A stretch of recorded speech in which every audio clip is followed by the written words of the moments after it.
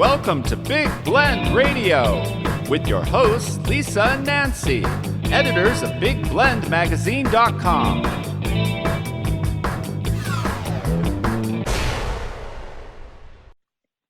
Tweet, tweet, tweet, tweet. It's all about the birds. Today on Big Blend Radio, we head out to Silver City, New Mexico to chat with artist Victoria Chick about two avian artists and how they're, into birds and capturing birds in their art and capturing birds in their art. That sounds terrible. It sounds like they're out there with a big net and then throwing them onto an easel, I don't know, on a canvas, but that's not it. But their artwork and how they are different in their styles of capturing these birds.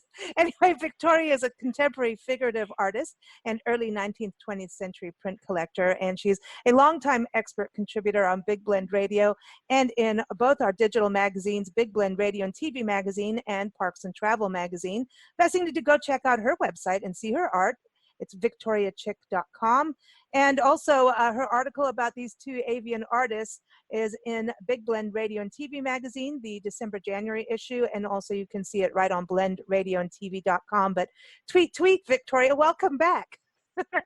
Tweet yourself. I'm glad to be here. Yeah, with this very good and very happy topic. Yeah, these two artists, it's so funny I say capture these birds, right? It's an interesting thing. We do a lot on Instagram, and there's this conversation between a friend of mine and I on there, and he's like, oh, great shot. Like, if you've got an animal, and it's like, no, I'm not shooting the animal, like photography wise. And then it's a great capture. And so now it's like, how do you say it without it being like, I'm going to go kill something? You know what I mean? Portray would be the word, right? That would be the word. Shot is a little aggressive. Yeah, that's like, but they call it photography shoots. Mm-hmm. I know. So. So how did you find out about these two artists? Charles, is it Heil or Heel? Charles Heil. Charles Heil, and I collected one of his prints. Well, gosh, maybe 5 or 6 years ago, and I really liked it. And so I always look for interesting prints. I just came across one by Adolphine Parrots. It sounds like parrots, like birds, but it's not. It's Perutz, and she's nicknamed Dolly. So that's what I kind of go by when I'm talking about her. Her work is totally different than Charles Heil's, but yet I still really liked it very much. And in fact, I put a bid in on it and I won the bid. So I was happy about that. And so she goes, hello, Dolly. Yeah. Yeah. I kind of picture her that way. I've never seen a photo of her, but that's what comes to mind. I looked her up, and she's got some for the time period. She's got some funny, weird art. I mean, nice, Nancy. Yeah, we're full of the good words today. If you look her up, she's got like spaceman kind of art. Yeah. Well, she grew up. She was totally, born in the 20th century, very early. But most of her artwork was done from 1925, 30, on up to 1970s. So she spans an interesting time period. And of course, when she was born, she didn't come to the United States till 1938, and she was born in Czechoslovakia. So she was, as a child, exposed to all kinds of folk legends and about strange creatures, all the Celtic and pagan kind of animal images were like childhood stories for her. So I think in a lot of her artwork you see some strange creatures. I like it. Yeah, I do too, very much. She could certainly draw very well, but she didn't always follow a naturalistic kind of path when she was doing her artwork.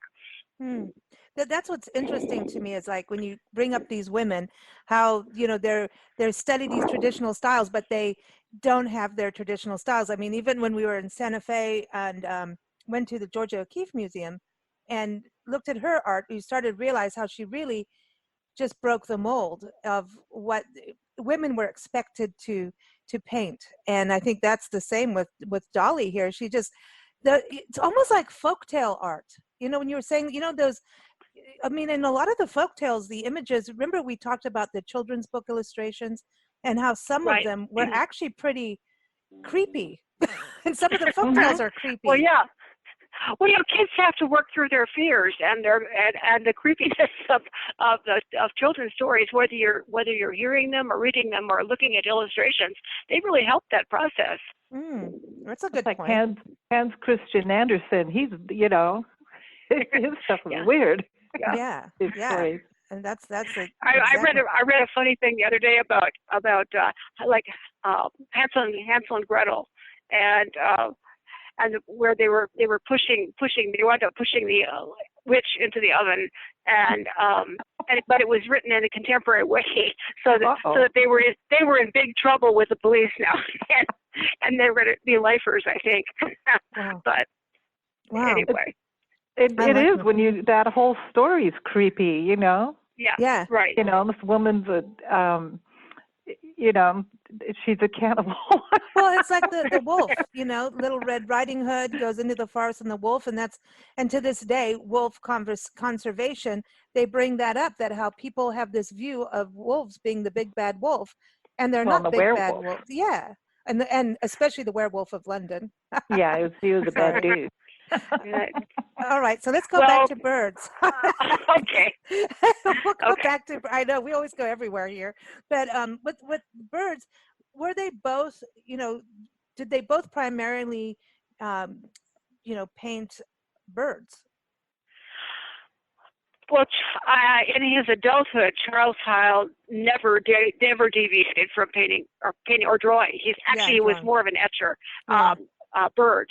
But Dolly kind of jumped around. She did birds. She also did some other animals that were expressive. And she was not only a printmaker, she was a sculptress too. And she worked in bronze. She would model the figures and then have them cast in bronze. And she was quite successful. And she spent almost her whole life after she came to the United States, the rest of her life in New York area. So a lot of the museums there have examples of her work. Oh wow! And I think when she's even Central Park. Even Central Park has a sculpture that she did, which is called Bird Flying Machine. I saw a picture of it. It's very amusing. It looks like a big woodpecker. Yeah, right. Well, made out of machine parts. Kind of. Oh, yeah, cool. It's pretty modern. You know. Yeah, it is. It is. Maybe a lot of people got their idea from her. Yeah. That are doing that kind of work today. It's it interesting. is. You know, it looks like Woody Woodpecker. See, here we go. Yeah, a very expressionistic Woody Woodpecker. Yeah. Well, the owl picture that you have, to me, that it just reminds me of, you know, how burrowing owls are the weirdest birds and the coolest. I love burrowing owls because they twist their head around.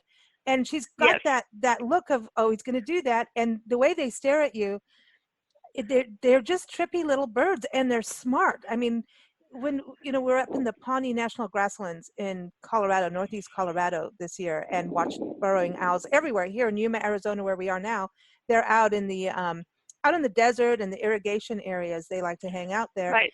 And they have this kind of like a cat and mouse relationship with squirrels, and up in Greeley, it's with prairie dogs.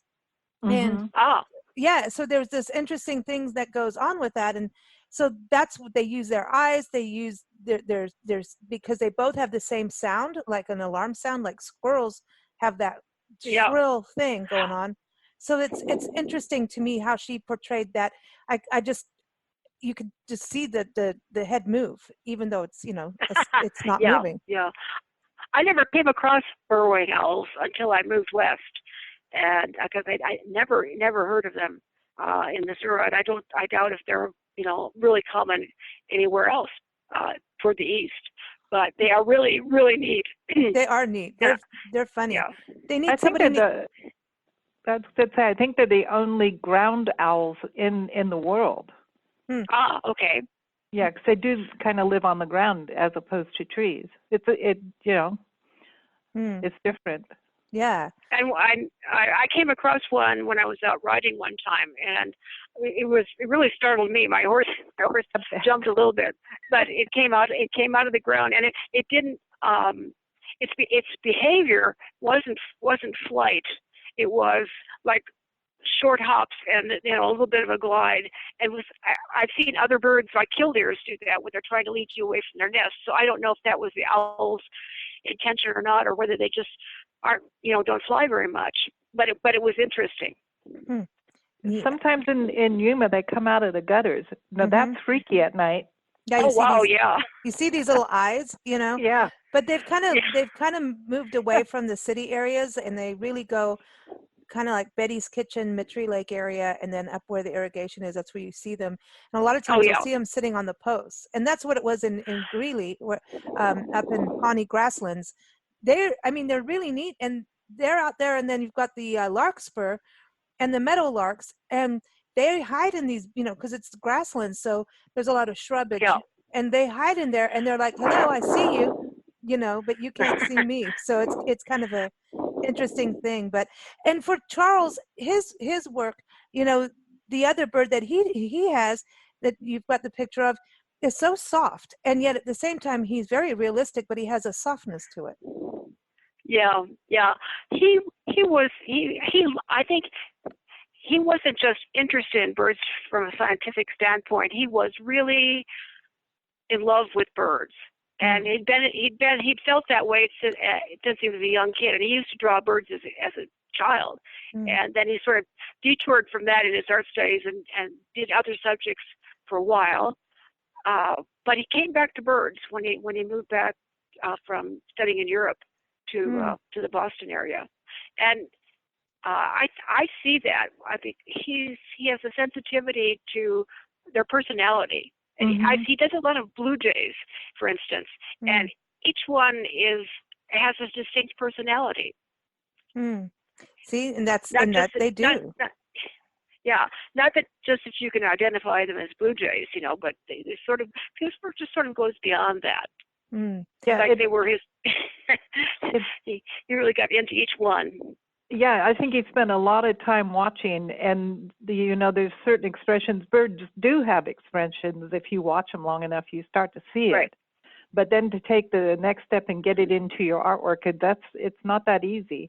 Right. Yeah. And of course, he was etching too, which is that process takes a little bit. I mean, he was he's very controlled about it, but that process takes a little bit out of the control of the artist, because you never know exactly what the acid is going to do to the metal. And so sometimes he sent his etchings, his plates, to a professional etcher to actually have the acid cut into the metal. So oh wow, because it's tricky. Yeah. Huh. What about him getting he got a gold medal at the Panama Pacific Exposition, and it was San Francisco 1918. So are these just giant art shows, these expositions? Well, no, they're more than that. They sort of precluded the idea of the World's Fair, and but they were real popular on the West Coast, and I think that there was so much trade going back and forth. So and for South America and Mexico.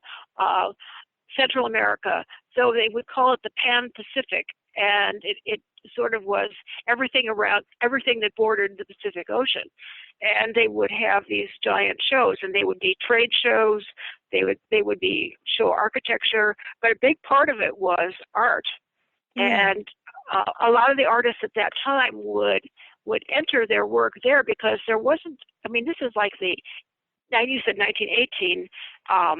They had some. Then they have a 1906 one. There was. I don't think they went much beyond the time of the First World War, because then the other kinds of exposition, the World Exposition, started up, but it was really hard for artists to get international recognition at that time, especially on the West Coast, because we were used to people getting recognition through being accepted in Europe. And this gave them the other artists on the other side of the United States a chance to have their work shown. And a lot of artists, not just the ones on the West Coast, but a lot of artists from the United States, like Charles Heil, would send their work. You could send one piece, or you could send it as a body of work. There would be different kinds of awards. So some of it was for painting, some of it was for printmaking, and his was well received at that exposition.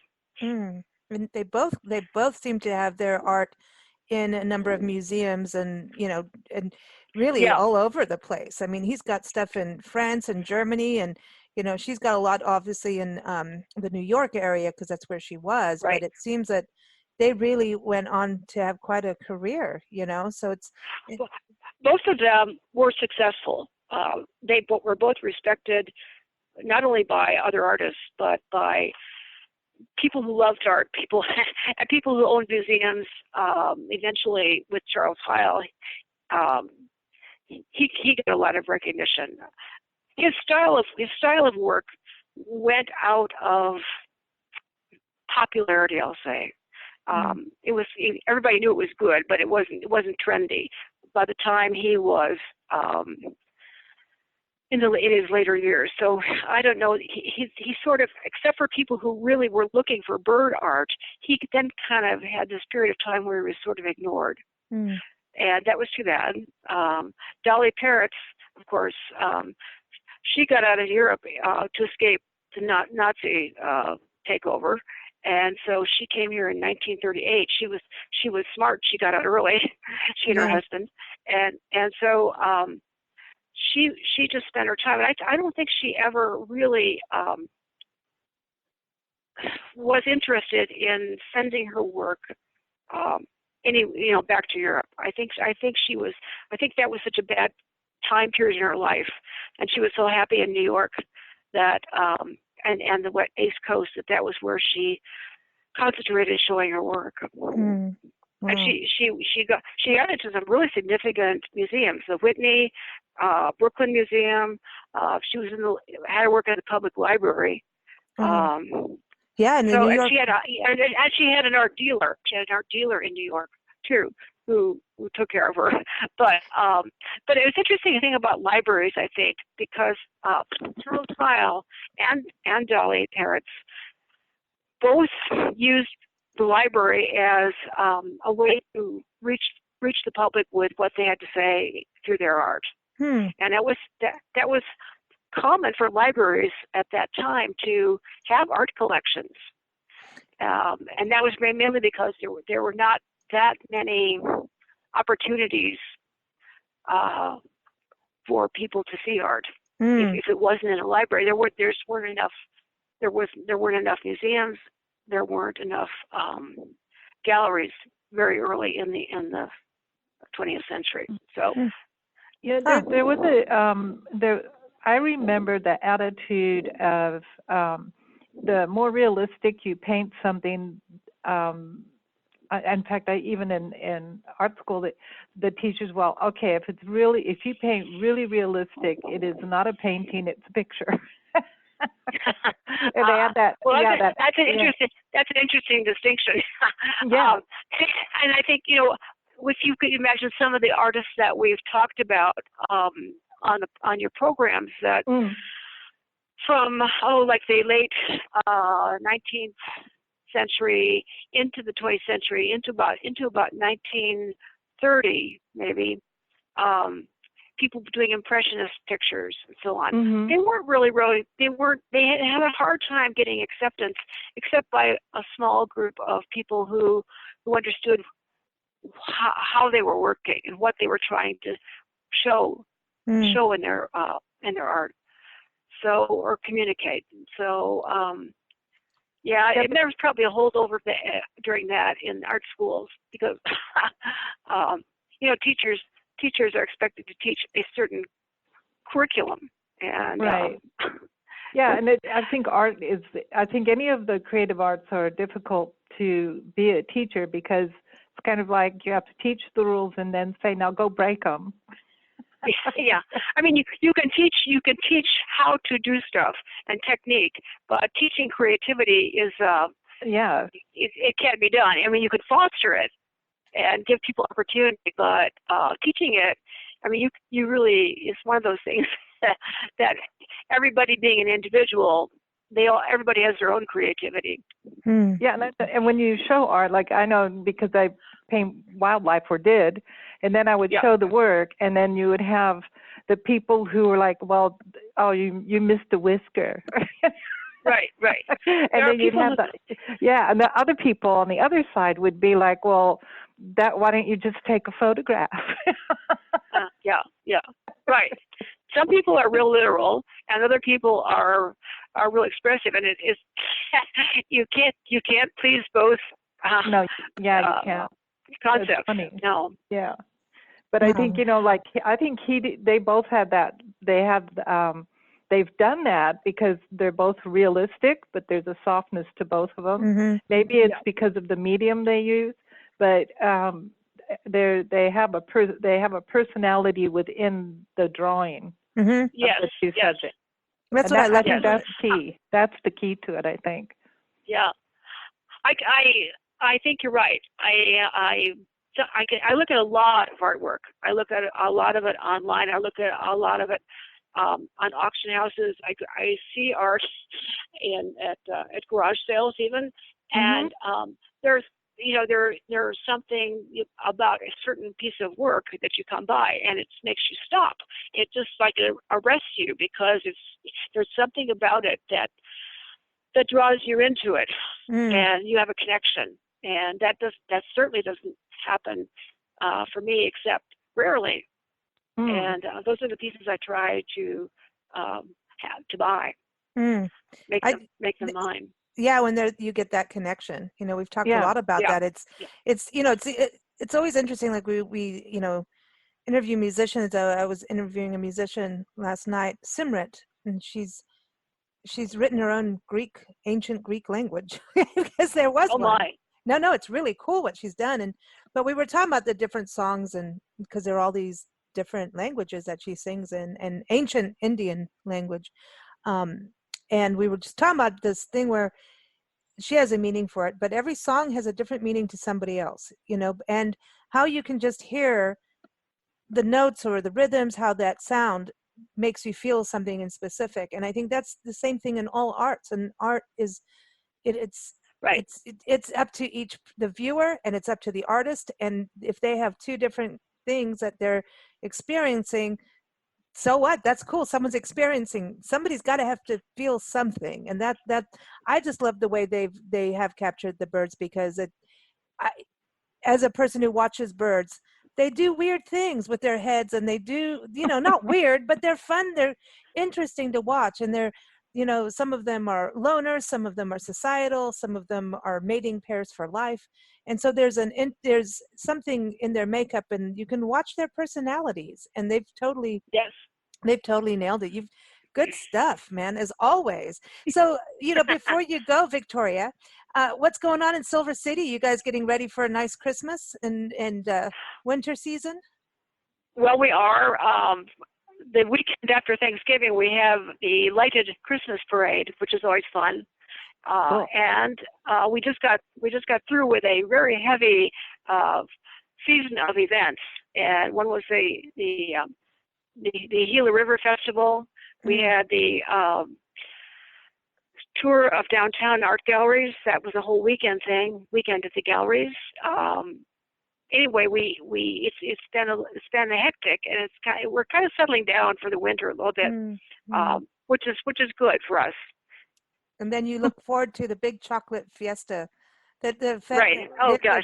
The chocolate event in February. Everyone watch for that. That's No, that's a big deal. Yes, that's always a big deal. I remember, just like shoes. like high heel shoes being made out of chocolate and things, just all kinds of interesting things happen. And Silver City is totally an art town, and encourage everyone to go to Silver City when you go through New Mexico. Stop on by. The whole downtown is so colorful, and it seems like you guys get more and more murals in town too. Is that something that keeps changing? Do they keep the same murals, or are they replacing them? Oh no, the murals are up for the lifetime, and each one is it deals with somewhat with the area or the history of the area. There some of them are made of ceramic pieces, like all these little pieces broken into tesserae, and they're wonderful. Some of them are painted. Our mural program, I think, now has, must be at least 40 murals, and wow. they're added at about the rate of 2 a year. So wow. it is very colorful. I love it. Yeah. The other thing I wanted to mention, which I think is really neat, and I'm very proud of our Silver City History Museum. I love that museum.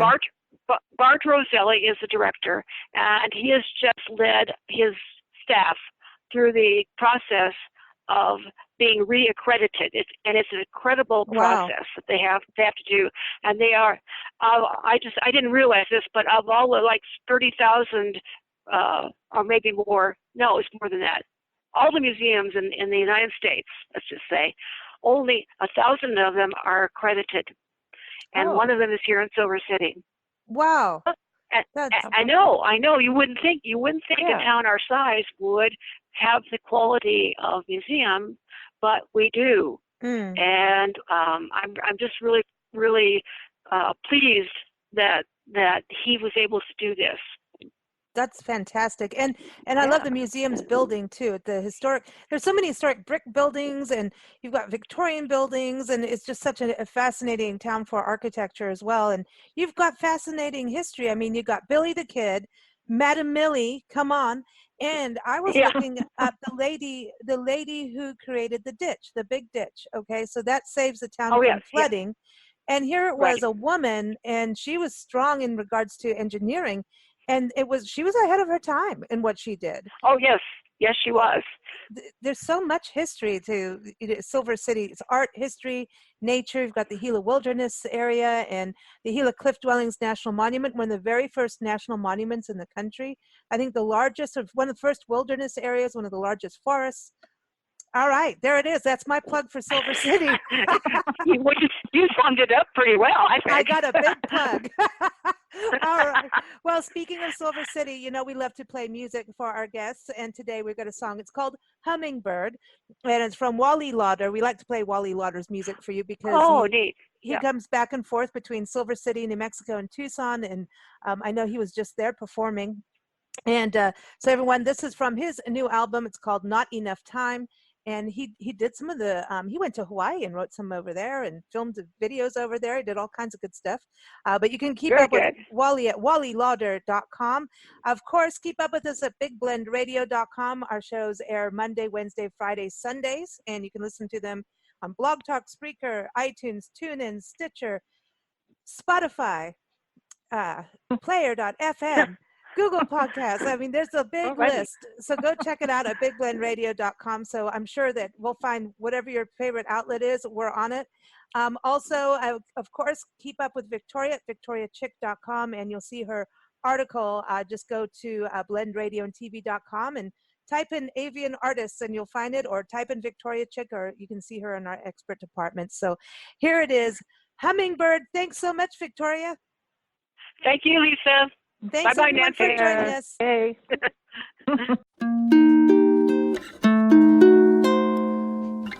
She's like a hummingbird, it seems she never stops. She likes to hover, attracted by a color shimmering in the sun.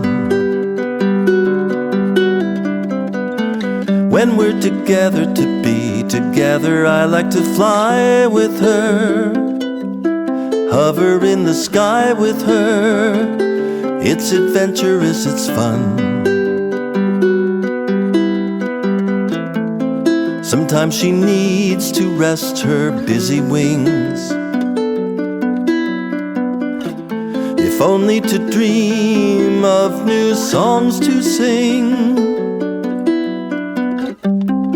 Sometimes I'm like a branch on a tree, and she rests herself in me.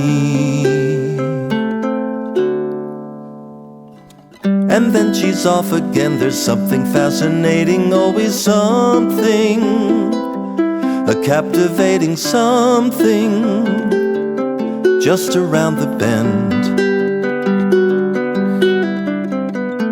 She's like a hummingbird, except that she is kinder, so much kinder. Often I will find her reaching out to a friend.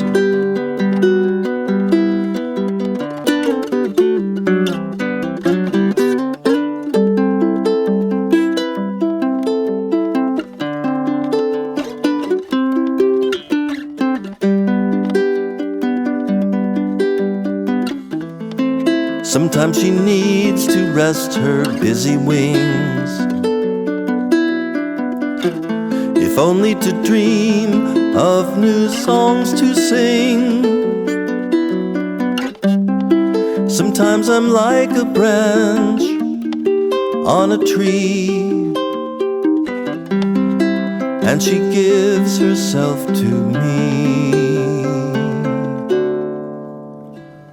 She's like a hummingbird